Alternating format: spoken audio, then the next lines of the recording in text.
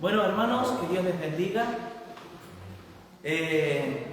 Yo como lo contó Ariel, Eduardo se tuvo que ir, no tuvimos, ¿verdad?, el piano y demás, pero yo pensaba dentro de mí que menos mal que le tocó presidir a Ariel y no a mí, si no, íbamos, si tenía que cantar yo y dirigir la alabanza, hermano, lo teníamos, así que bueno, gloria al Señor. Lo importante, hermano, no es cómo cantemos y demás, lo importante es que lo que hayamos cantado lo vivamos de lunes a domingo.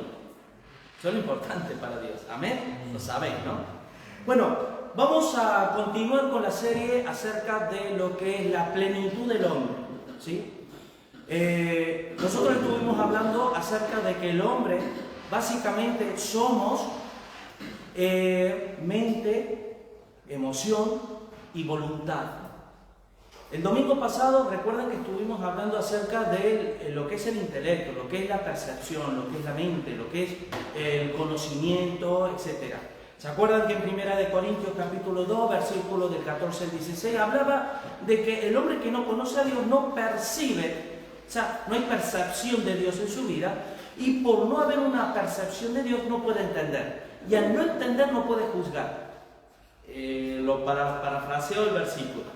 Por lo cual nosotros vamos a ver, a partir de ahora, el área de las emociones y de los sentimientos de nuestras vidas. Y vamos a ver, hermanos, que la gran pregunta que los seres humanos tenemos, y en especial los cristianos, es ¿quién debe ir en la parte delantera del vehículo, que es nuestra vida, conduciendo nuestra vida? ¿El conocimiento y el intelecto o las emociones?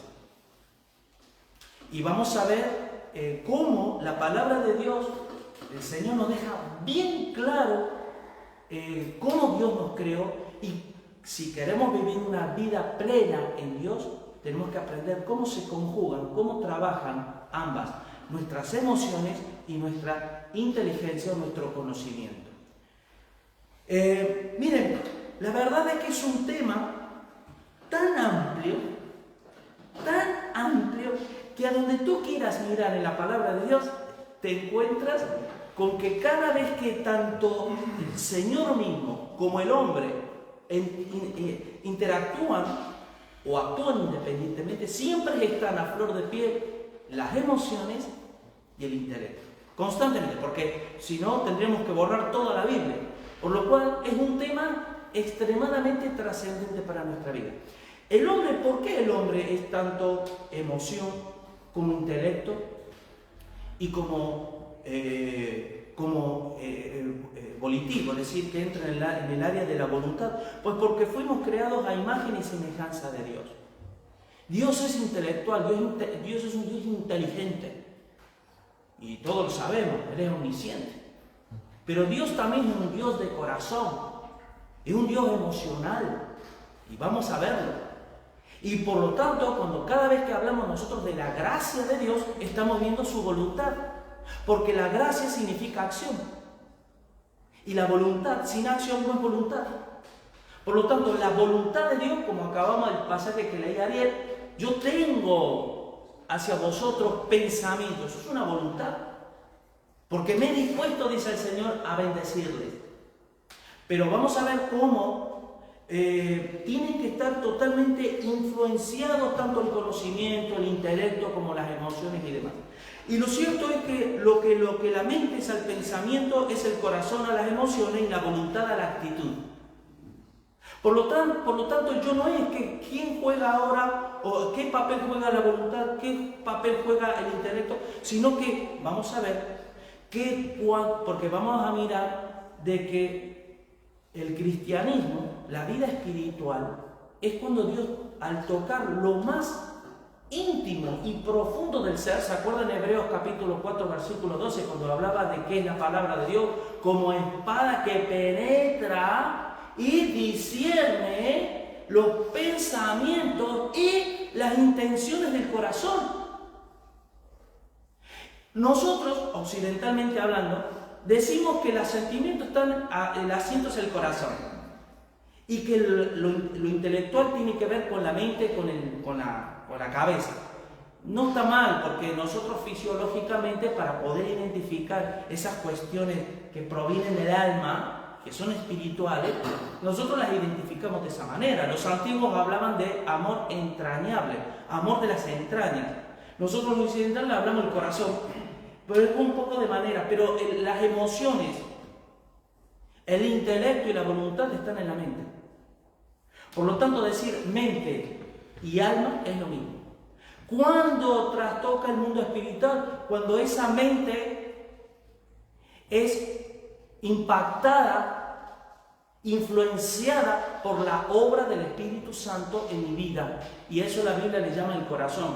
Por eso la Biblia llama que sobre todas las cosas guarda tu mente. Por tu corazón. Porque de él mana la vida. Y vamos a ver cómo la emoción, ¿quién debe ir adelante del vehículo? Los dos. Y hay veces que es el intelecto el que tiene que conducir mi vida. Y hay veces que es la emoción la que tiene que conducir. Y vamos a verlo.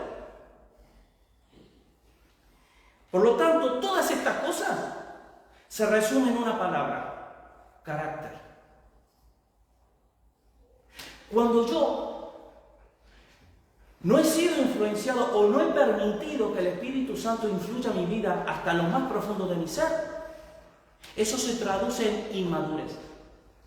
Porque la palabra inmadurez, que es telos, que en el griego significa completo, ser perfecto como vuestro Padre que está en los cielos es perfecto, una cosa dejo atrás, prosigo la meta, voy hacia la perfección. Está hablando de que todo mi ser sea influenciada, impactada por la obra del Espíritu Santo en mi vida. Cuando eso ocurre, yo soy una persona emocionalmente estable.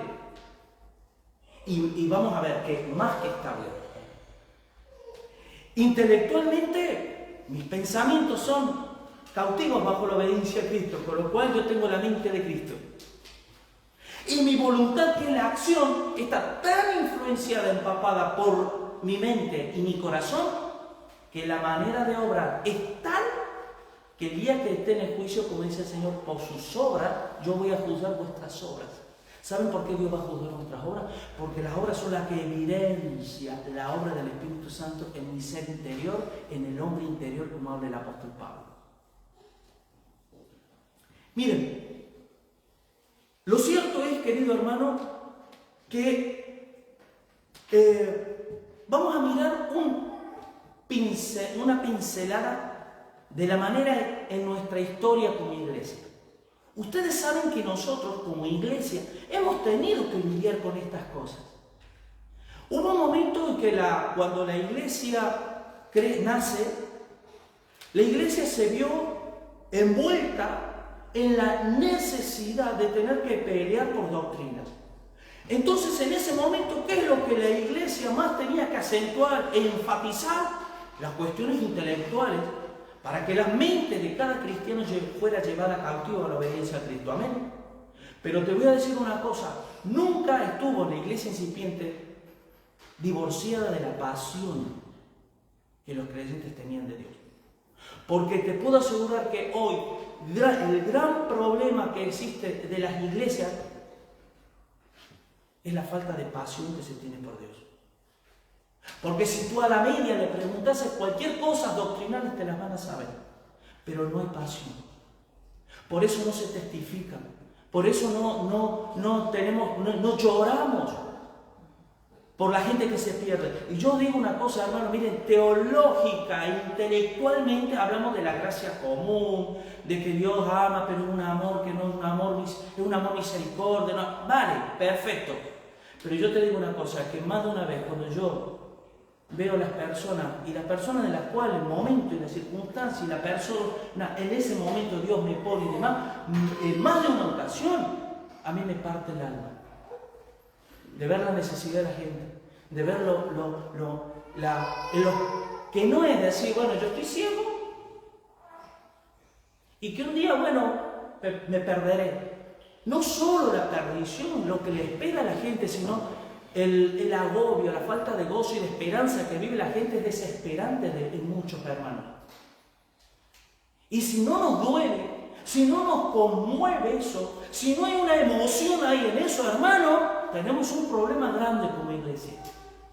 Y lo cierto es que en la Reforma, cuando los reformadores se dieron cuenta de las barbaridades que la iglesia, la que se llamaba iglesia, había enseñado y demás, ellos volvieron a tener, ellos acentuaron lo que es el intelecto y las doctrinas. Amén.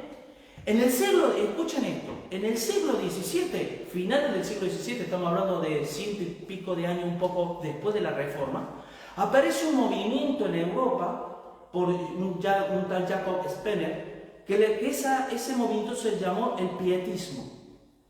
Y ese fue un movimiento reaccionario, fue una reacción en contra del intelectualismo y el formalismo árido que las iglesias estaban viviendo.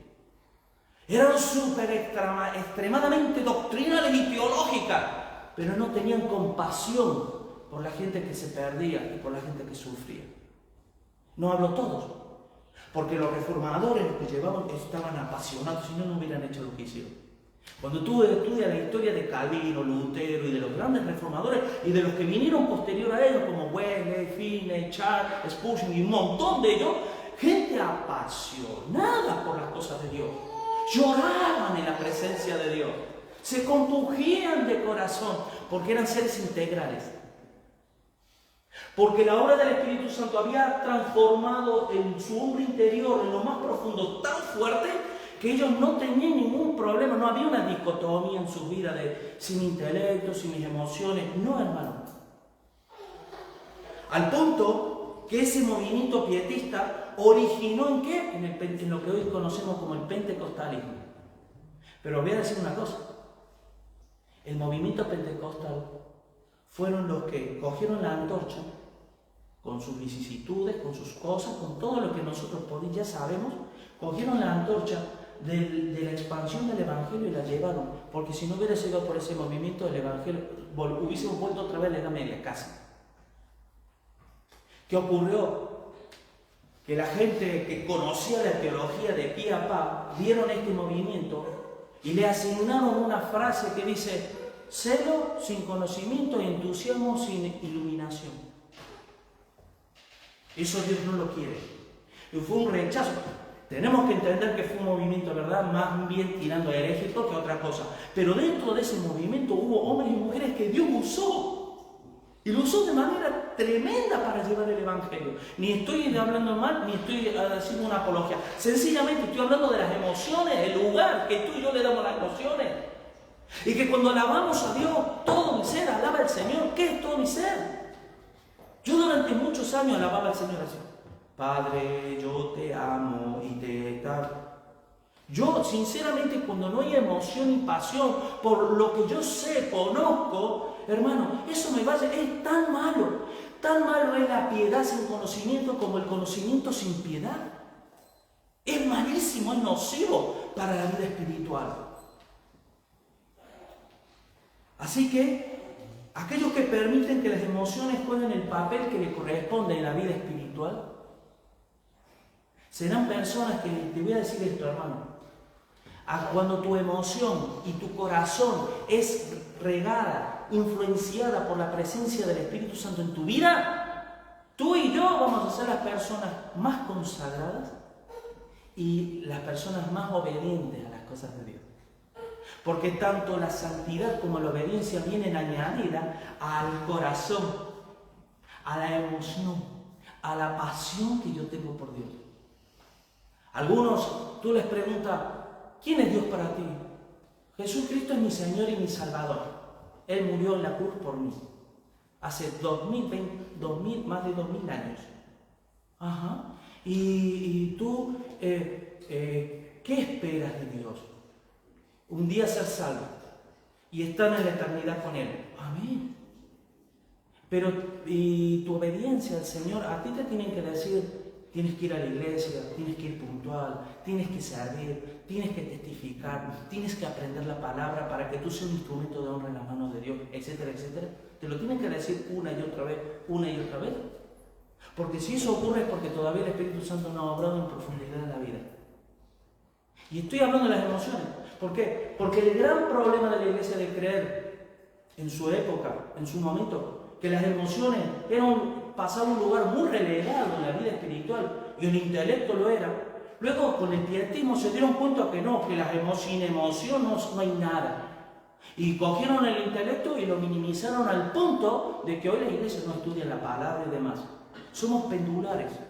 ¿Por qué? Porque la obra del Espíritu Santo es una obra de profundidad que toca todo nuestro ser. Y eso lo vamos a ir viendo más adelante porque vamos a ver varias cositas, ¿sí? Por eso no es lo mismo, hermano, la intelectualidad que el intelectualismo. No es lo mismo la racionalidad que el racionalismo. No es lo mismo la emocionalidad que el emocionalismo. El ismo indica que se pone al frente, prevalece y domina el resto. En la época de que cuando y yo siempre digo esto, hermano, no quiero exagerar, no quiero pecar por exagerado, pero creo no equivocarme, que gran culpa de que el mundo esté como esté es la iglesia. Porque el mundo está como está no es de un día para el otro, fue de cuando la iglesia empezó a abandonar la pasión por Cristo, la pasión por Dios, el estar en consagrado a Dios y demás. Racionalizaron todo y por racionalizarlo desde una perspectiva humana no influenciada por el Espíritu Santo, empezaron a albergar ciertas doctrinas y ciertas enseñanzas que terminó minando la iglesia. Y que hoy ya no tiene poder, el poder del Evangelio ya no está. Un tabú que hay que derribar, hermano, es que una persona intelectual no puede permitir que las emociones ocupen el lugar que le corresponde. Eso es un tabú. Miren, hermanos, yo conozco personas que no son inteligentes, no te han leído un libro en la vida. Son personas que no tienen ninguna carrera, no tienen ningún estudio, la Biblia casi que ni la leen, ni demás, y tampoco permiten que las emociones sean impactadas, influenciadas por el poder del Espíritu Santo. Por lo tanto, no nos equivoquemos en pensar que los apóstoles, porque eran del vulgo, porque creían, porque se decía que no, que es mentira, porque ellos tal vez no había una universidad en la época, pero ellos no solamente sabían leer y escribir a duras penas, eran gente versada. Lo que pasa es que el apóstol Pablo era lo más de lo más. Pero tanto un intelectual como el apóstol Pablo, como en teoría un emocional como el apóstol Pedro, ambos, Dios había hecho una obra integral en ellos, al punto de que ellos eran totalmente utilizados por Dios como instrumentos de honra. Por lo tanto, hermano, ese tabú de que el intelecto, olvídate. Cuando la filosofía actual te dice, enseña de manera explícita e implícita, que la inteligencia hace ver la inteligencia sospechosa. Tú estás en un círculo cristiano y a ti te ven intelectual porque eres un tipo leído, un tipo culto, un tipo que te pagas el precio por estudiar, no te queda con lo primero que ves y demás. Ya la gente empieza a ser así. Te empieza a ver por lo menos sospechosa. ¡Uy, qué traer entre manos! ¿Por qué? Pero hoy el que levanta las manos, el que se arrodilla, el que llora, ¡qué espiritual! No tiene por qué. Pero la vida espiritual es integral. Y yo te voy a decir cuál es mi lectura para mi vida. Es como que el Señor me pregunta, ¿tú, Julio, qué equilibrio llevas en tu vida espiritual? ¿De qué prevalece más? O, si prevalece más una cosa que otra, tú, ¿hasta qué grado me permites a mí honrar en tu vida al punto de que tus emociones y tu pasión realmente se vean a flor de piel de que son dirigidas por mí, al igual que tu inteligencia? Miren, querido hermano, por eso que al mundo le parece aburrido el cristianismo, porque no hay ninguna expectación de Dios. Pero lamentablemente a muchos cristianos también les parece el cristianismo aburrido. ¿Qué quiero ir a la iglesia? Mira, voy por obediencia, porque el Señor me lo pide, porque si no, ni iría. Porque soy obediente al Señor. No hay pasión ahí. ¿Sabes lo que es sentir que luego vamos a ver el amor, la fe, la oración? Cómo lidiar con las emociones cuando las emociones no son canalizadas por Dios, por el Espíritu Santo, que eso es un problema. Porque eso es como un caballo sin cabestro, sin freno. Caballo salvaje sin freno es peligrosísimo. Bueno, las emociones, hermanos, y el intelecto no pueden sobrevivir aislados el uno del otro en el cristianismo.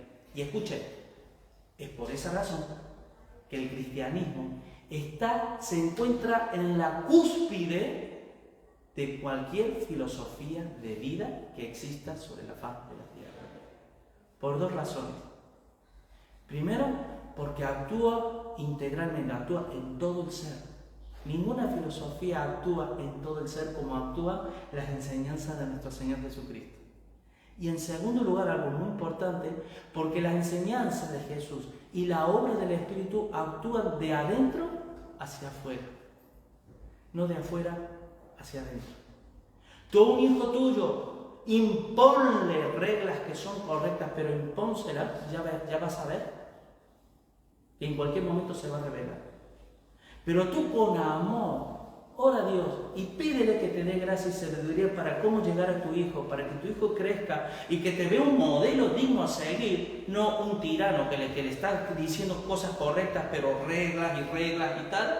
Y verá cómo vas a ganar a tu hijo para toda la vida y te intentará imitar aun por muchos errores que tú y yo tengamos. Porque se dará cuenta lo integral del hombre. Miren qué es lo que ocurre cuando no somos integrales en este sentido, porque no dejamos que el Espíritu Santo obre. Y con los hijos. Y yo lo he visto. Yo no tengo hijos, pero lo veo. Y me gusta siempre sacar una radiografía de todo lo que veo. Yo veo, por ejemplo, padres que a los hijos les ponen normas, les ponen... Y amén, deben ser así y demás. Pero si no va añadido un estilo de vida conforme a que cuando el niño va creciendo y va viendo de los padres, oh, mi papá, qué apasionado está por las cosas de Dios, cómo llora en la presencia de Dios, y claro que tiene errores, ¿quién no? Pero los errores no los ven las virtudes que hay en los padres. Como, wow, cuánto tiempo, cuánto conoce de Dios, cuánto se interesa por saber más de Dios. Tú, cuando tus hijos te ven así, no hace falta que ni siquiera le digas nada, porque ellos mismos van sacando sus propias conclusiones, van diciendo, esto es lo correcto. Porque el mundo sufre de una esquizofrenia. Y en la iglesia, gran parte de la iglesia sufre de una esquizofrenia espiritual. Es por la razón de que el culto los domingos somos de una manera y de lunes a viernes, de lunes a sábado somos de otra manera. En nuestro trabajo. La reacción, ¿cómo reaccionas tú y yo cuando te dan en el punto más débil? ¿Cómo reaccionamos? Porque la reacción implica las emociones y es como respuesta a lo que verdaderamente hay en mi vida. Porque lo que va a demostrar tu adoración y la mía es nuestras emociones, no es nuestro intelecto. Por eso el hablar a alguien, bien. Pero cuando ellos ven pasión por lo que tú hablas y cómo tú te mueves, eso impacta. Y eso es lo que a la gente le llega. Y si no te quieren oír, te terminan oyendo por amor, porque bajan la guardia. ¿Me explico? Porque no somos dicotómicos, no somos personas que andamos con esquizofrenia, que el intelecto por un lado, las emociones por otro, ahora las emociones... Es que hoy me levanté con el pie derecho. Mañana me levantaré con el pie izquierdo. No, hermano. Y el hombre de dos almas, de doble ánimo, es inconstante en todos sus caminos. ¿Por qué? Porque está en esa lucha constante, que las emociones le invaden. Pero el gran problema también es cuando tu intelecto te invade, siempre y cuando el intelecto no esté influenciado por la palabra de Dios. Porque cuando la palabra de Dios a mí me dice, Julio, ama a Sonia como que tomó la iglesia. No, porque ese es mi talón de Aquiles. Ya lo dejaré yo para más adelante. No voy a avanzar en la vida espiritual. Yo debo amarla como Cristo la amó y se entregó a sí mismo por ella. ¿Y en qué implica esto el corazón? Así que, hermanos, miren, ¿qué es la emoción? Es un sentimiento muy intenso de alegría o tristeza producido por la percepción de un hecho. ¿Sí? ¿A ti te dan una buena noticia? Te sientes alegre. Te dan una mala noticia, te viene un bajón emocional. ¡Wow! Y miren lo que qué significa sentimiento, disposición emocional. Es una disposición emocional. Ahora bien, el hombre integral. Vayan conmigo a Colosenses.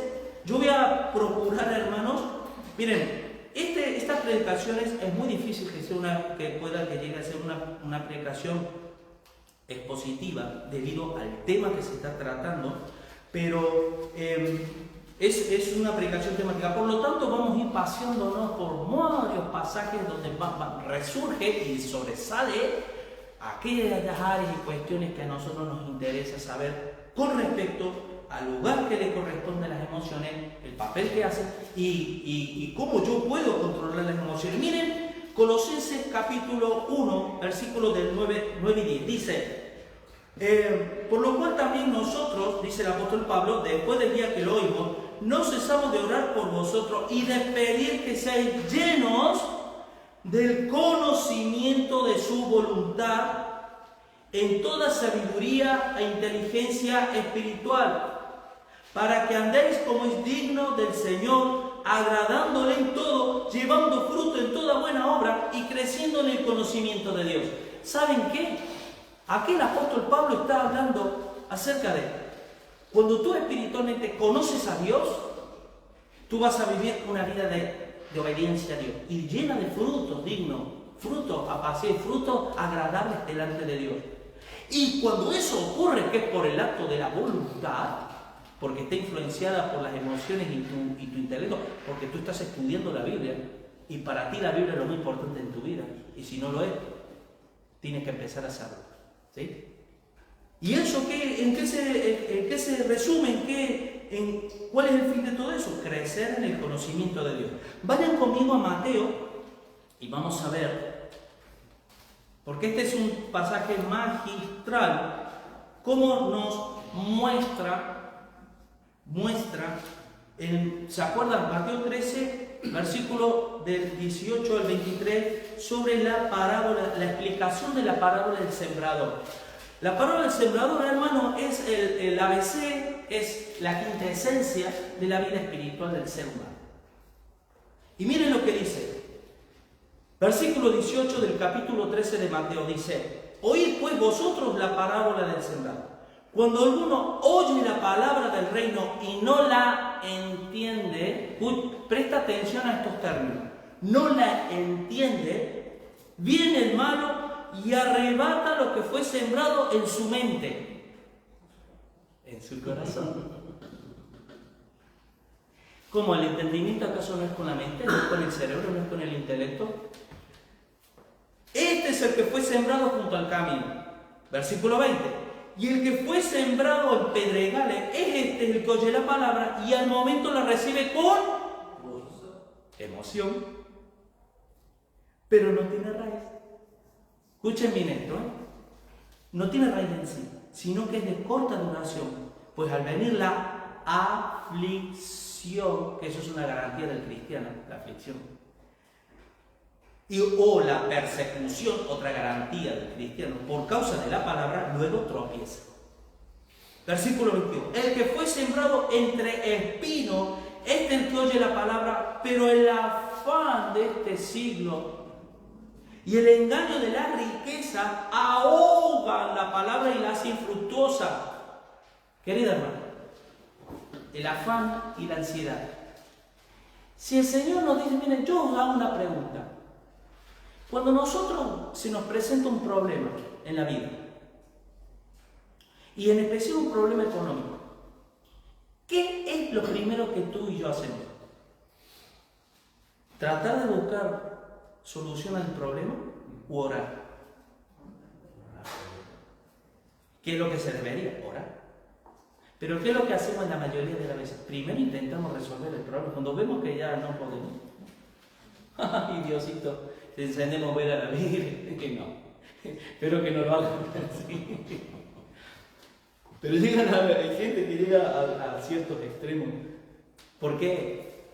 Porque no hemos sido trabajados por Dios en lo más profundo de nuestro ser. Pero miren lo que dice el versículo 23. Mas el que fue sembrado en buena tierra, este es el que oye, entiende, da fruto, produce.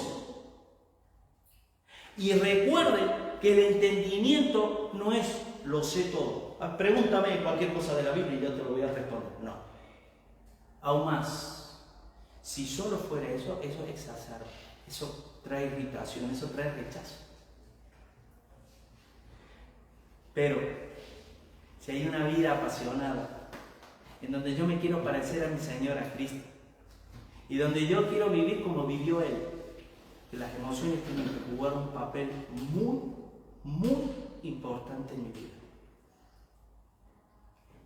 Porque no están aislados, son un cóctel y se van trabajando en conjunto. Cuando el corazón está endurecido, está carente de facultad para ayudar al intelecto a que razone conforme al corazón de Dios. Esta frase ya a mí se me viene así, las escribo porque si no se me van y ya no me acuerdo. La voy a volver a leer. Cuando el corazón está endurecido, por la cuestión que sea, a mí que me va a venir a enseñar Julio, o el o el otro, o endurecido por las circunstancias de la vida, porque me ha golpeado y me tocó vivir experiencias duras y ha hecho mi corazón ahí. Está carente de facultad para ayudar al intelecto a que razone conforme al corazón de Dios. Porque ¿sabes cuál es el corazón de Dios, hermano? La misericordia. ¿Y sabes lo que nos dice la palabra de Dios a nosotros? Amar misericordia. En esto se complace el Señor, en que améis misericordia. Y la misericordia es integral. Nadie puede tener misericordia. Luego vamos a ver que nadie puede amar espiritualmente si no es un amor integral. Porque cuántas veces nosotros hemos dicho, es que el amor afecta a la voluntad. Evidentemente, como la gracia es acción, el amor es acción. De tal manera amó que dio. Es acción. Y implica la voluntad, pero no es la voluntad aislada. Es una voluntad que está cargada de una fuerte emoción y conocimiento de Dios que le impulsa y le influye para ejecutar la obra que Dios quiere que realice. Y entre ellas la misericordia. Porque miren, hermanos, la misericordia es el sentimiento que Dios tiene hacia tu vida y la mía. Y es la que le faculta para poder obrar a favor de tu vida o la mía. Si Dios solo fuera gracia, pues entonces la ley. Que es el gran problema que tuvo Israel. Que este pueblo de labio me honra, pero su corazón está lejos de mí. Porque no entendían que Dios es un Dios íntegro, un Dios que abarca todo. No hace falta si lo querés apuntar o ir a la palabra. Mira, os voy a leer Mateo 9, del 2 al 22. Y miren lo que dice aquí. Perdón, del 2 al 22 no, porque es muy largo. Pero dice, y le trajeron un paralítico echado en una camilla. Escucha esto. Un paralítico echado en una camilla. Y Jesús, viendo la fe de ellos, dijo al paralítico, ¡anímate! Emoción. ¡Anímate! Hijo, tus pecados te son perdonados. Y algunos de los escribas decían para sí, escucha esto, esta blasfemia. Ahí estamos los teólogos, los teólogos que a él les decimos a Jesús qué tiene que decir o dejar de decir. Pero mira lo que dice. Y Jesús, conociendo sus pensamientos, dijo, ¿por qué pensáis mal en vuestros corazones? En ese momento, ¿qué es lo que alimentó? ¿Qué área del ser alimentaba los pensamientos de esta gente que rechazaban a Cristo? Su emoción, su corazón. Y es ahí donde Dios apunta y mira. En Jeremías 31, el 31, ¿se acuerdan? Este pacto haré con mi pueblo.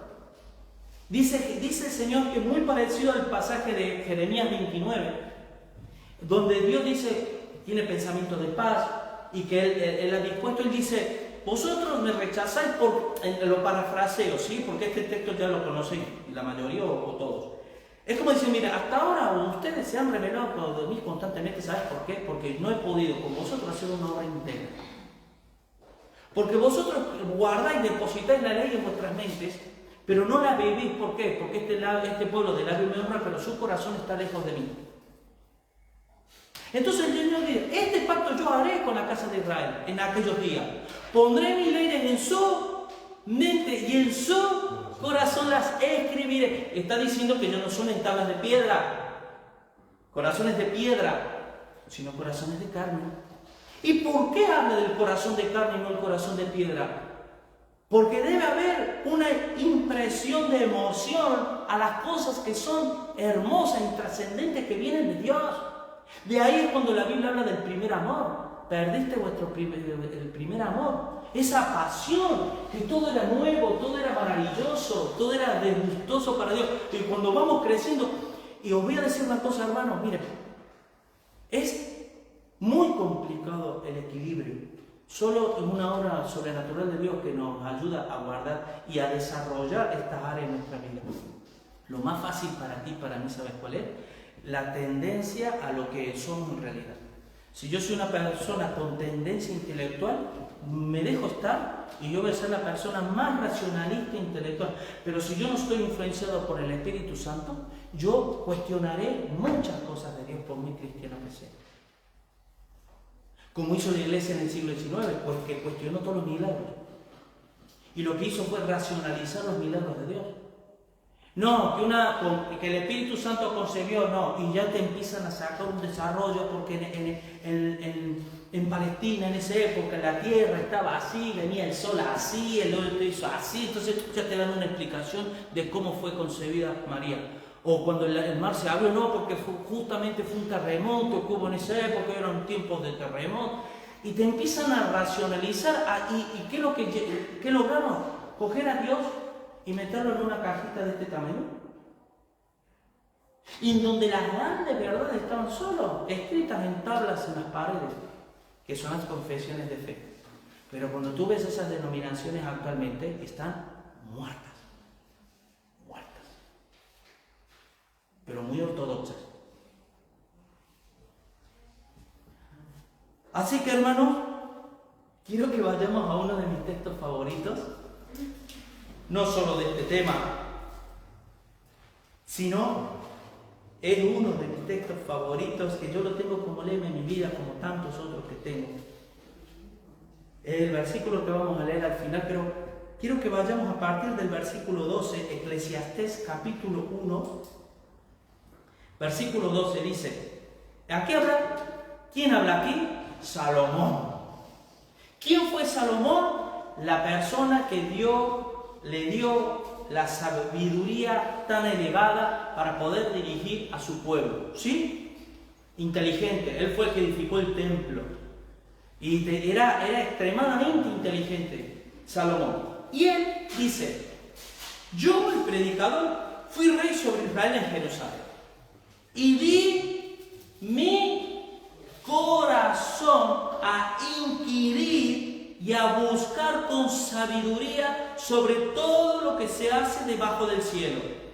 Este penoso trabajo dio Dios a los hijos de los hombres para que se ocupen en él. Aquí quiero aclarar, aquí no está hablando de que el trabajo penoso que Dios le da es lo que él hizo, de inquirir, sino de lo que él vio, que a él se dedicaban los hombres. Él veía y decía, trabajan el otro aquí, el otro allá, generación va, generación viene, y la vida sigue igual, tanto afán, tanta ansiedad, tanta preocupación, para luego ir al polvo otra vez. ¡Qué vida tan miserable! Lo parafraseo, pero eso es lo que decía, pensar y sentía Salomón. Miré todas las obras que se hacen debajo del sol y aquí todo ello es vanidad y aflicción de espíritu.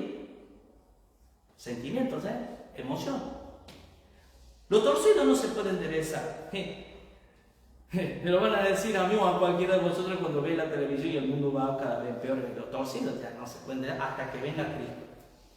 Dice, y lo incompleto no puede contarse. Hablé yo en mi corazón, escuché, hablé yo en mi corazón, diciendo, he aquí yo me engrandecí y he crecido en sabiduría sobre todos los que fueron antes de mí en Jerusalén.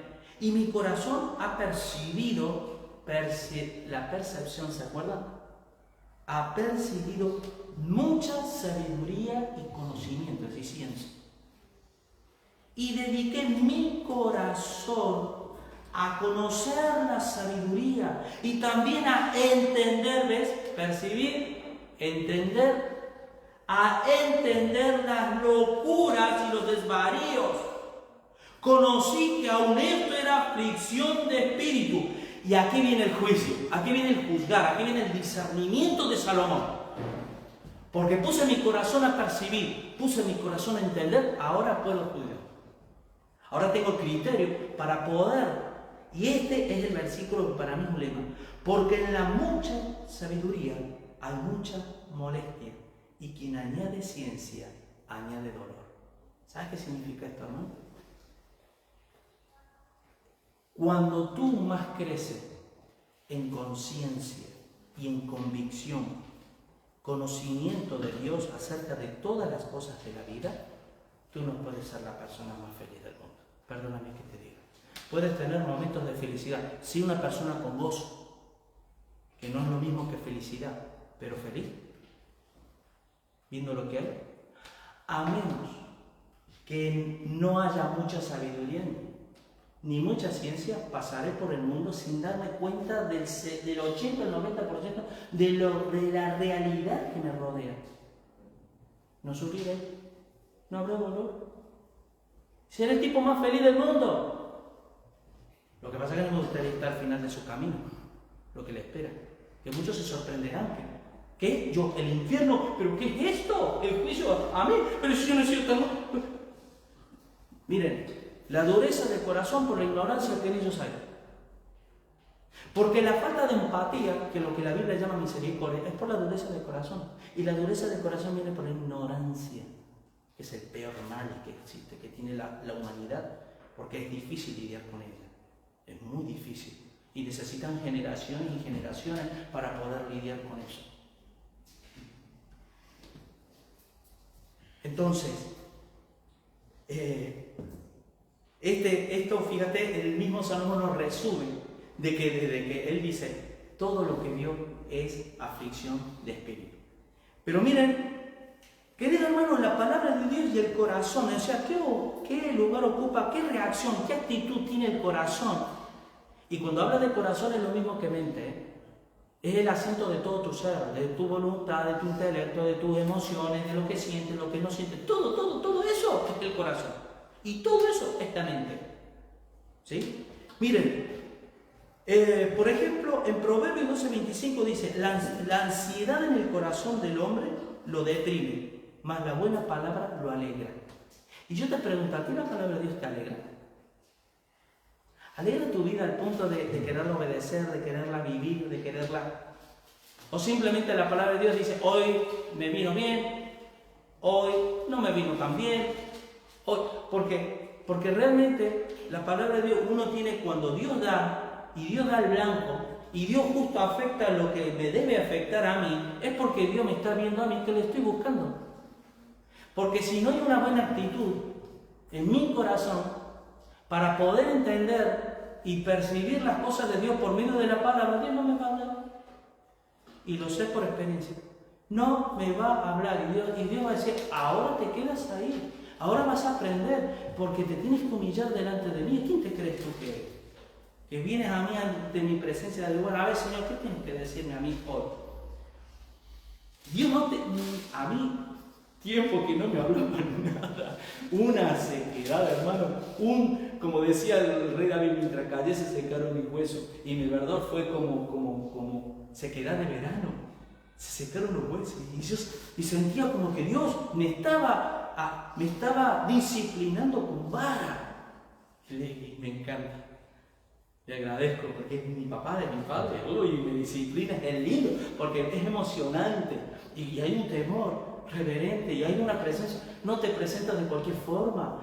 Dios no es cualquiera. Y yo no le sirvo y no le servimos de cualquier forma a Dios. Porque es Dios. Es el Señor. Es emocionante y apasiona. Miren en Romanos 10:10. Texto. Para que ustedes vean cómo el corazón y la mente, la palabra, la ley, la voluntad, todo va unido. Dice, porque con el corazón se cree para justicia, pero con la boca se confiesa para salvación. Pues la Escritura dice, todo aquel que en él creyere no será avergonzado. Porque no hay diferencia entre judío y griego, pues el mismo que el Señor de todos es rico para con todos los que le invocan. Porque todo aquel que invocare el nombre del Señor será salvo. Este pasaje, hermano, lo hemos leído un montón de veces. ¿No saben lo que miren? Cuando la palabra de Dios dice aquí, por ejemplo, en el versículo 10, que yo con mi corazón creo para justicia, es que Dios, cuando ha logrado tocar la fibra de mi ser, es por cuando la justicia de Dios prevalece sobre mi vida. Y habla de todos los sentidos. Porque soy persuadido por Dios. Y mi vida es cambiada. Por eso el nuevo nacimiento no se puede ocurrir a menos, miren, si yo con una persona, como leímos en Mateo 13, dice que al oír la palabra la recibe con gozo y decimos, hermanito en la fe. No, porque igual no tiene raíz. Espera que pase el tiempo y a esperar a ver si esa obra de la palabra ha profundizado en todo su ser, porque si no ha hecho tarde o temprano, se terminará yendo. Entonces, pero luego dice en el versículo 13, porque todo aquel que invocar el nombre del Señor será salvo. ¿Por qué de la abundancia del corazón y no de la mente, de la cabeza, habla la boca? Miren, los políticos es de la abundancia de su cabeza habla su boca. ¿Y qué tendrá en su cabeza? Pero de aquel que ama, que conoce a Dios y que vive una vida con el... ¿Por qué del corazón? Porque está enamorado de Dios. Porque por mucha verdad que sea, yo no la voy a decir, a menos que lo que tenga que decir tenga sentido y tenga mérito decirlo.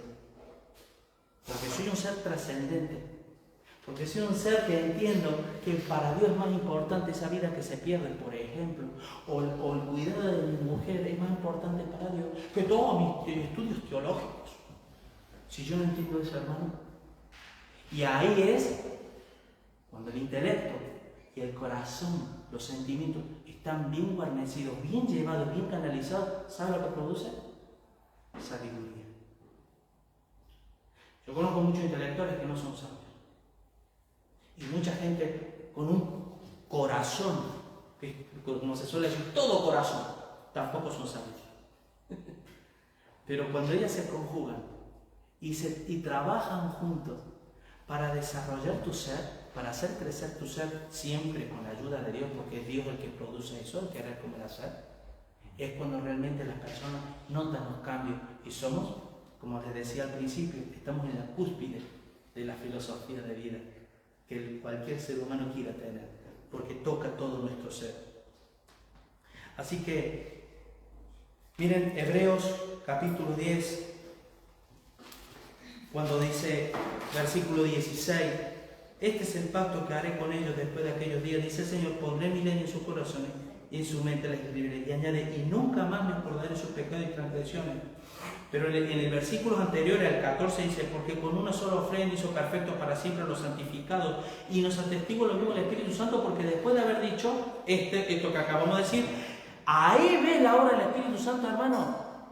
La obra santificadora del Espíritu Santo debe sí o sí producir en mi vida alguien que conoce a Dios porque tengo la mente de Cristo y porque estoy apasionado por las cosas de mis emociones, está cargada de emociones en las cosas. Y en una iglesia, querido hermano, en los tiempos que estamos viviendo, donde las emociones son las que son tomadas como el estándar de vida espiritual y no el intelecto, yo prefiero una iglesia con personas con tendencia al conocimiento, a estudiar, a buscar, que es la iglesia que es como lo encontramos nosotros. Pero cuidadín que con el correr del tiempo no caigamos en el racionalismo árido, en el que lo sabemos todo, pensamos todo y demás, pero cuando nos dicen, hermano, vamos a salir a evangelizar. Yo te voy a explicar, mira, según la Biblia dice en Apocalipsis, que tal, que cual, que pum, y pim, pum, bam, bam, mi mente es influenciada, o mi corazón influenciado por ese racionalismo, y empiezo a cortar las alas y a hacer una poda de un árbol que Dios no me pide podar, sino más bien un árbol en el que debe llevar fruto, a 100, a 60 y a 30 para Dios. Por lo tanto, cuidado con la poda cuando razonamos cosas que son muy bíblicas, pero que no están en el corazón de Dios. ¿Me explico? Y ojo con eso. Por eso yo siempre digo, hermano, no es lo mismo la teología sana, la sana doctrina, con oír la voz de Dios, no es lo mismo. Porque el oír de Dios va con todo mi ser. Porque estoy enamorado de Dios y cuando oigo su palabra me alegro y la quiero obedecer y la llevo a la práctica. Por lo tanto, queridos hermanos, en las emociones está la confesión. Porque las emociones es la que va a dictaminar mis creencias y mis modos de vida. Por eso de la abundancia del corazón hablo la boca. El amor de Dios y las emociones. ¿Cuántas veces hemos dicho que el amor es intelectual? No, hermano. El amor encierra, si yo amo a mi mujer con el amor que Dios me da, yo voy a llorar por ella. Mi corazón está puesto ahí. Y es el ser más importante en la tierra para mí. Y me va la vida en ello. Y estoy siempre velando de que no le falte. Ay, que si se enferma en un momento que sea. Eso es amor. Porque sufre. Y te alegras cuando ella está bien. Y pongo como ejemplo, ¿sí? Esto extrapolo a los hermanos en la fe, a los hijos, a la vida, a todos tus próximos. ¿Sí? El amor es apasionante. Miren, por ejemplo, a mí me gusta, vamos al Salmo 100, porque esto tiene que ver, queridos hermanos, con, nos debe tocar. A mí ya me tocó en su momento, me sigue tocando, pero ya Dios hizo lo que tenía que hacer en su momento conmigo. Espero que contigo haga la misma obra, que Dios hizo lo mismo. Miren lo que dice el Salmo 100. Cantad alegres a Dios, habitantes de toda la tierra. ¿Cantad qué? ¿Alegres? ¿Cómo? ¿Con alegría? ¿O solamente Dios me dice, no, tú cantale, Sí, lo que Dios ve el corazón. Mi cabeza dice, no, solo Dios ve el corazón, pero Dios te dice, cantad a Dios alegres, habitantes de toda la tierra. Servid al Señor con alegría. Hombre, a ver, yo le sigo, No me pidas alegría, hombre, ya me estás pidiendo mucho.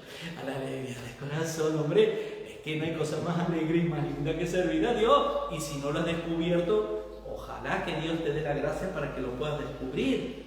Venir ante su presencia con regocijo, con sentimiento. No, hermano, es que la fe es que eso es lo que vamos a tocar. La fe está tan cargada de emoción como de razón. ¿Sí? Así que, hermano, este salmo me encanta. Miren lo que dice Proverbios capítulo 15, versículo del 13 al 15. El corazón gozoso alegra el rostro, pero en la tristeza del corazón se quebranta el espíritu. El corazón inteligente, ¿cómo es que el corazón inteligente? El corazón inteligente busca conocimiento. ¿Se dan cuenta cómo el corazón, las emociones, cuando está empapada por la razón, es una dinamita en las manos de Dios? Es un poder impresionante. Porque te va a llevar a hacer cosas que no las va a hacer nadie. Ni las harías tú en un solo y simple raciocinio. La gente que andaban a caballo y que tenían que llevar 2 o 3 caballos, que se pegaban kilómetros y kilómetros, morían caballos para predicar el Evangelio a todos los pueblos, a todos. ¿Qué les movía? El entendimiento de saber de que Dios les decía ir y predicar el Evangelio, y lo entendían muy bien, o porque había pasión en su vida y los llevaba y los empujaba a hacer eso. Entonces miren, dice, mas la boca de los necios se alimenta de necedades. Todos los días del afligido son malos, pero el de corazón alegre tiene un banquete continuo. Hermano, es que yo me río, porque es verdad. En medio de dificultad, el gozo, la paz, la tranquilidad, el equilibrio que Dios te da y demás, ¿sabes por qué? Porque sencillamente a Dios le ha dicho, Señor, heme aquí. Yo qué sé. ¿Quién soy yo? Yo qué sé cómo son las cosas. Pero si tú obras en mi vida, posiblemente por tu gracia, puede que la sepas.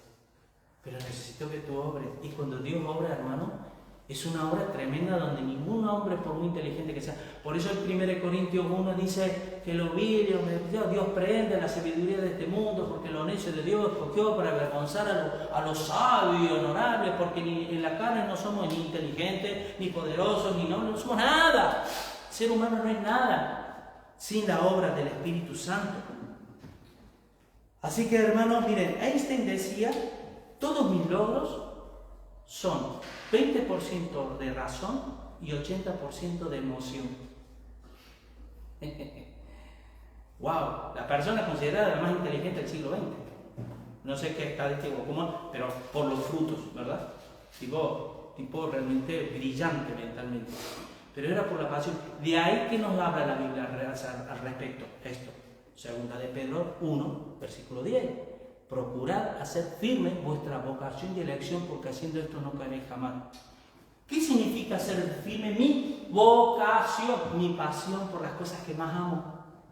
Haz firme lo que más amas. Dedícate a ello. Guarda tu corazón y empeñate en trabajar y no vas a caer jamás. Verás caer 1000 y 10.000, pero tu vida nunca será afectada por las circunstancias de la vida. Pero ahí viene cuando nosotros en nuestra vida, hermanos, eso es realidad, no es así, es cuando viene la reacción. Reaccionamos a todo, hermano. Es que el hermano lo que me dijo a mí, es que me dijo tal cosa, y es que yo, ¿cómo me dice a mí? Con lo que yo soy, o con lo que yo... ¿Y qué pasa? ¿Qué pasa si un hermano se equivoca? ¿Qué pasa si un hermano entra en la carne y dice y hace cosas que no debe decir ni hacer? ¿Y el perdón? ¿Pero quién puede perdonar? Aquel que es integral. Solo se puede perdonar cuando mi vida está el trabajo del Espíritu Santo constante y sonantemente en mi vida, trabajando todas las áreas de mi ser. Y os voy a decir una cosa, hermano, para cuando uno tiene que calcular cosas en la vida de que qué trabajo voy a trabajar, en qué viaje voy a hacer, cómo voy a ir de viaje y demás, espero que las emociones no sean las que manejen en el volante, en el timón del coche. Espero que sea el intelecto, pero en las cosas de Dios, espero que tu intelecto esté empapado de las emociones, de la pasión y del amor que es integral, el amor. Amar a Dios con toda tu mente, con toda tu fuerza, con todo tu ser. Al Señor le amo con toda mi vida, porque mi mente está tan influenciada por ese corazón, esa pasión que yo tengo por Dios, que os digo una cosa, hermano. En momentos determinados, cómo Dios mentalmente te puede llevar a áreas de pensamientos tan profundos, que son tan profundos que no las puedes explicar. No las puedes explicar, las tienes ahí. Y porque está cargado de corazón, porque está tu corazón ahí. Porque nadie, dice la Biblia, el que busca encuentra. Nadie que busca es porque no está apasionado y enamorado de aquello que busca. No es un acto mecánico. Por lo tanto, cuando yo veo las vidas espirituales de la iglesia en general, ¿no? Y os voy a decir una cosa, y lo digo para mí el primero, porque yo ya he tomado mis notas, y he hecho mis lecturas. Pero nosotros siempre, alguna vez decimos, joder, que aquella iglesia, fíjate, no hacen más que saltar, no hacen más que bailar, no hacen más que tal. Y bueno, déjalo que Dios juzgará. Pero sí te voy a decir una cosa que yo puedo decir lo mismo que dijo Salomón, solo que él vio la vida, yo he visto la iglesia. Y yo en la iglesia llego a la conclusión, ¿sabes qué, hermano? Que las personas que tienen una fuerte emoción en el mundo espiritual son las personas más consagradas, son las personas más libres, son las personas que más obedecen al Señor y son las personas que más frutos llevan.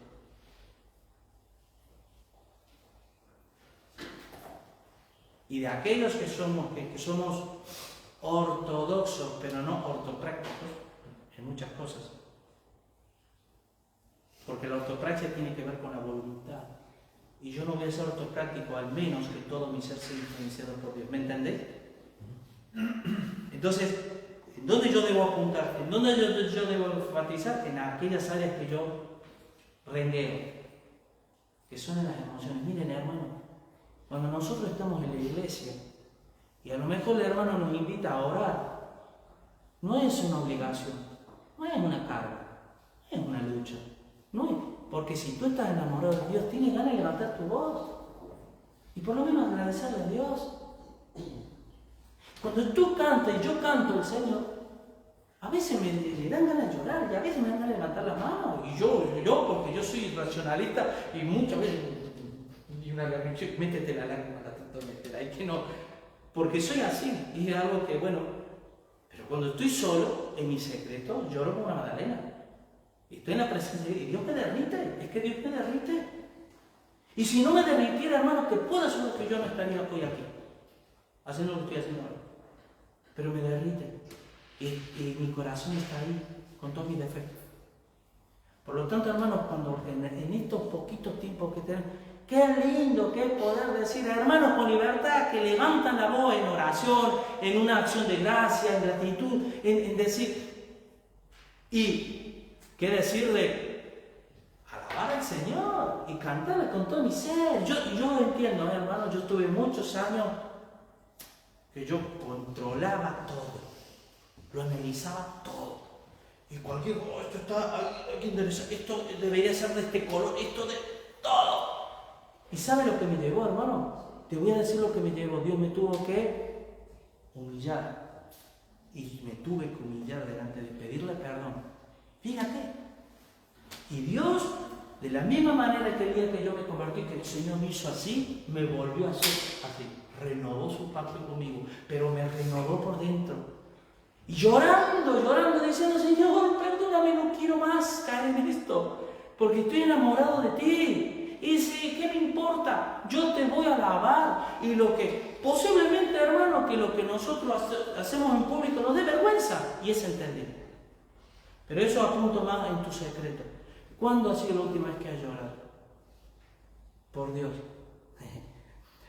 Llorado porque tu hijo te trae malas notas, te hace mala sangre. No, de eso no estoy hablando. O que no llegas a fin de mes, no estoy hablando de eso. ¿Cuándo es la última vez que orando has llorado?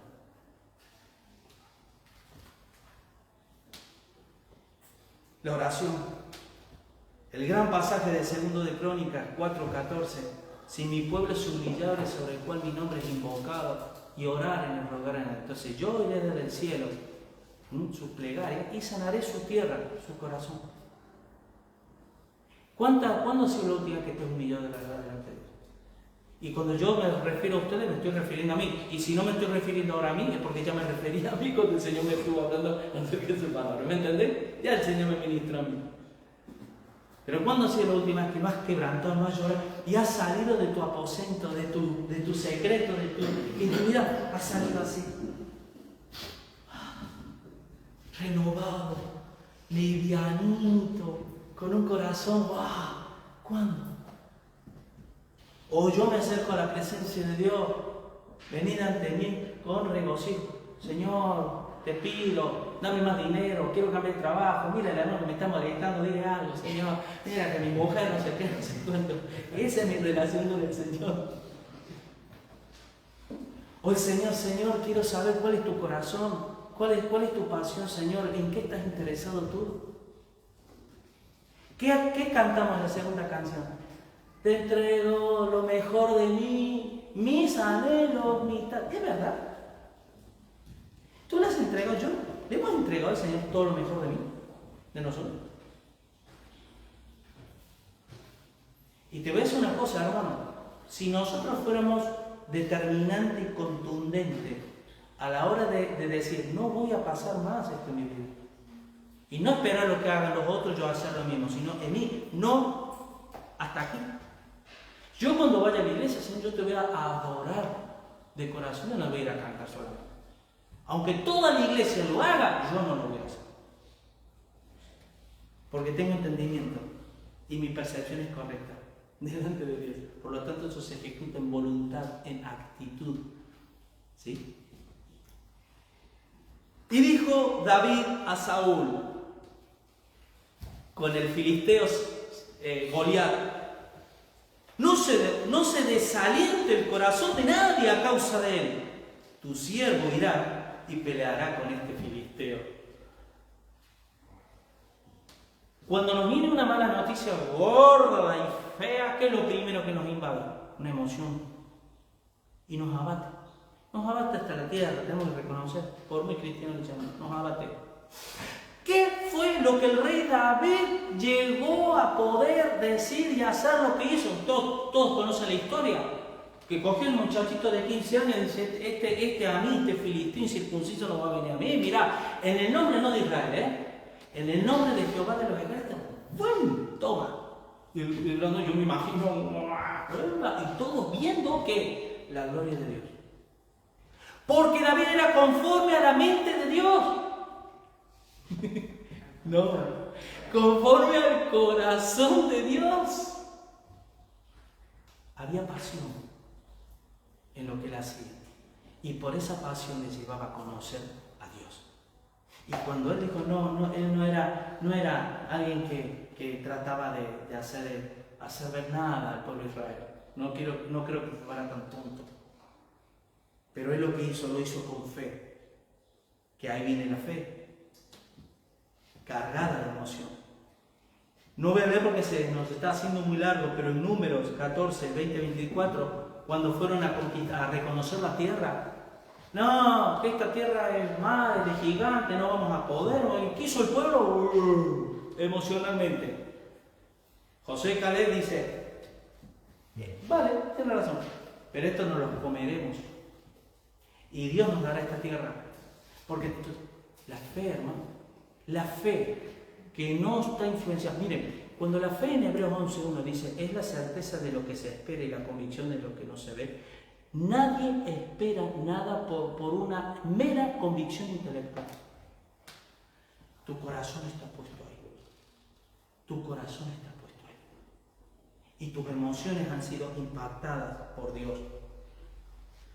Por eso que en Proverbios 13:12 dice, la esperanza que se demora enferma el corazón, pero el deseo cumplido es árbol de vida.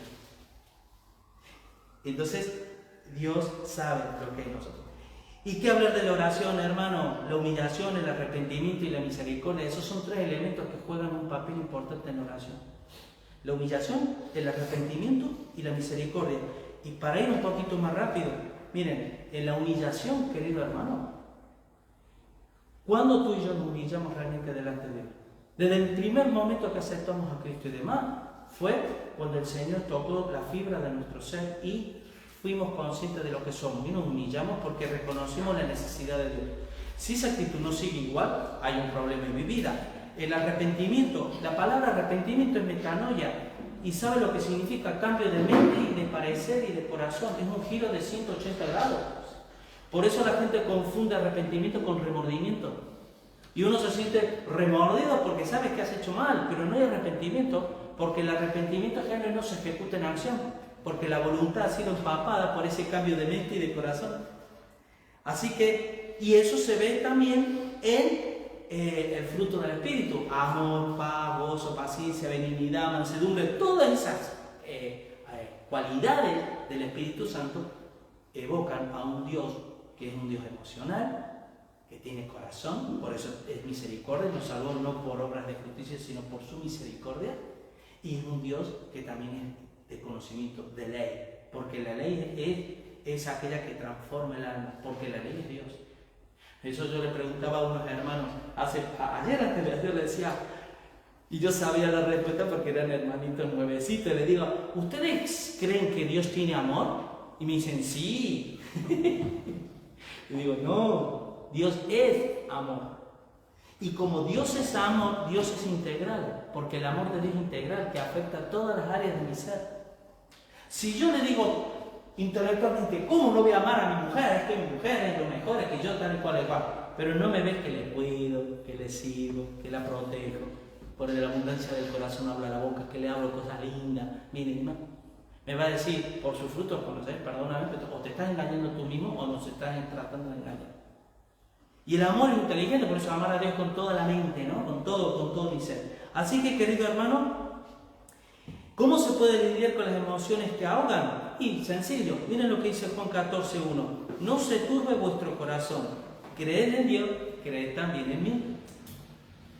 Entonces, cuando hay un corazón enturbado, un corazón tenebroso, un corazón que está perturbado por las necesidades, por las circunstancias que estás viviendo, ¿cuál es la dosis que necesitamos? ¿Cuál es el ingrediente? ¿Qué es lo que necesitamos para que haya una inyección de gozo y de paz en nuestra vida, pues creed en Dios, creed también en mí. En Juan 16:33, esta cosa os he hablado para que en mí tengáis paz. En el mundo tendréis aflicción, pero confiad, yo he vencido el mundo. Así que, querido hermano, para terminar, para concluir, quiero que vayamos al Salmo 103, que todos los conocemos, pero miren lo que dice el Salmo 103. Bendice, alma mía. O sea, todo mi ser, ahí no está hablando de bla, bla, bla, bla, bla, bla. Bendice, alma mía, al Señor y bendiga todo mi ser su santo nombre. Bendice, alma mía, al Señor y no olvides ninguno de sus beneficios. Miren, querido hermano, la palabra de Dios dice: no os afanéis por el día de mañana, qué habéis de vestir o qué habéis de comer. No tiene cada día su propio mal, su propio afán. Bástate cada día su propio mal. Mas buscad primeramente el reino de Dios y su justicia, y lo demás vendrá por añadidura. Pero dime sinceramente, hermano, si no hay un alma batida en nosotros cuando vemos que carece de economía y que no sabemos si vamos a comer o no vamos a comer dentro de 2 horas, ¿sí? Y ahí se abate nuestra alma. Pero dice: bendice, alma mía, al Señor y no olvides que ninguno de sus beneficios. ¿De qué me sirve a mí como cristiano todas las veces en 30 años que el Señor me ha sacado del lodo cenagoso una y otra vez? Para que hoy, vuelta a estar en el lodo, vuelta a desconfiar en Dios. No me sirve de nada. Porque no será que todo mi ser no ha sido impactado todavía como debería ser por la obra del Espíritu. Él es quien perdona todas tus iniquidades, el que sana todas tus dolencias, el que rescata del hoyo tu vida, el que te corona de favores y misericordias, que luego hablaremos en otra predicación, las misericordias, que no es una. ¿Sí? El que te corona de favores, dice, el que sacia de bien tu boca, de modo que te rejuvenezcas como el águila.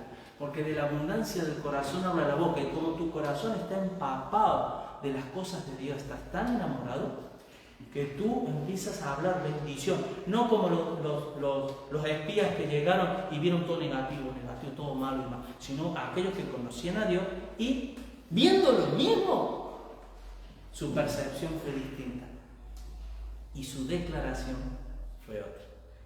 ¿Amén, hermanos? Amén. Los sentimientos, hermanos, y las emociones deben estar totalmente unidas. Somos seres integrales y todo mi ser, espíritu, alma y cuerpo. ¿Saben cuando se refiere en Tesalonicenses y todo mi ser, espíritu, alma y cuerpo? ¿Saben lo que está diciendo? Está diciendo que no es que seamos 3 cosas, sino que mi área espiritual es lo más profundo, mi corazón, mi intimidad, la fibra de lo que yo soy. Por eso, ¿no? Como dice la palabra de Dios, que discierne y juzga, dice que trastoca hasta los tuétanos, que es lo que va dentro del hueso, lo más profundo de nuestra área fisiológica, hace una comparación de lo más profundo de nuestra área psicológica o espiritual. Por lo tanto, el Señor dice, todo mi ser, espiritualmente, mi alma, que es mi identidad, que es lo que me convierte como individuo, y mi cuerpo en el día de la resurrección sea guardado irreprensible hasta la venida de nuestro Señor Jesucristo. Amén. Hermanos, crezcamos, que no ahogue las emociones pensando que las emociones no son de Dios. Si yo estuviera en otra iglesia diría al revés. Hermanos, que el intelecto es de Dios, Dios es un ser inteligente, Dios es un Dios tal. Pero vosotros me temo de parte de Dios que os tengo que decir, como me digo a mí mismo, no apaguemos. En cuanto a lo que se requiere diligencia, no perezosos, sino fervientes. ¿Y qué es ser ferviente en el espíritu? ¿Verdad? Es cuando te lavo. ¿Pero un agua fría? La agua fría no. Tiene que estar ahí. Y eso, hermano, miren, que te voy a decir una cosa. Y con esto termino. Que cuando tú logras estar enamorado totalmente de Dios, y por ende eso te lleva a estar apasionado por Él, ¿sabes una cosa, hermano? No quieres otra cosa en la vida. Y eso te libera de tu fantasma, te libera de tu incredulidad, te libera de tu carnalidad, te libera de tu pasado. De tu pasado, ¿verdad? ¿Cuántos de nuestro pasado nos trata de levantar la mano y reivindicar su lugar en nuestra vida? Te libera de todo eso. ¿Por qué? Porque somos una nueva persona en Cristo. Las cosas que lo que estamos en Cristo, nuevas criaturas son, las cosas viejas pasadas aquí son todas hechas nuevas. ¿Amén? Amén. Vamos a orar. Señor Padre Santo, te damos gracias, mi Dios, porque la verdad que es un mundo tu palabra, Señor. La vida tal como nos has creado no deja de ser un misterio. Todo esto que acabamos de hablar hoy, Señor, es un misterio. Las emociones, los sentimientos, Señor, el conocimiento, el cómo hablamos, la voluntad, nuestras acciones, todo lo que encierra el ser humano, Señor, es tan profundo, tan grande, Señor, que la verdad que no podemos entenderlo en su totalidad, Dios mío. Pero sí lo suficiente podemos entenderlo para poder obedecer a tu palabra y rendirnos completamente a ti, Señor. Que no solamente es que tu palabra llegue a calar lo tan profundo de nuestro ser, que influya en nuestros sentimientos y emociones para que nos humillemos delante de tu presencia y que podamos rogarte, podamos, Señor, en lugar de rasgar nuestras vestiduras, que rasguemos nuestros corazones, Dios mío, para que no seamos hipócritas, para que no seamos falsos y para que no nos engañemos a nosotros mismos, sino para que seamos hombres y mujeres creados a imagen y semejanza de ti y que los que nos rodean lo puedan ver, Señor. Yo te doy gracias y te ruego, Dios, que esta obra que comenzaste pueda seguir en nuestras vidas, calando lo más profundo de nuestro ser. Te lo pido en el nombre de Jesús. Amén y amén.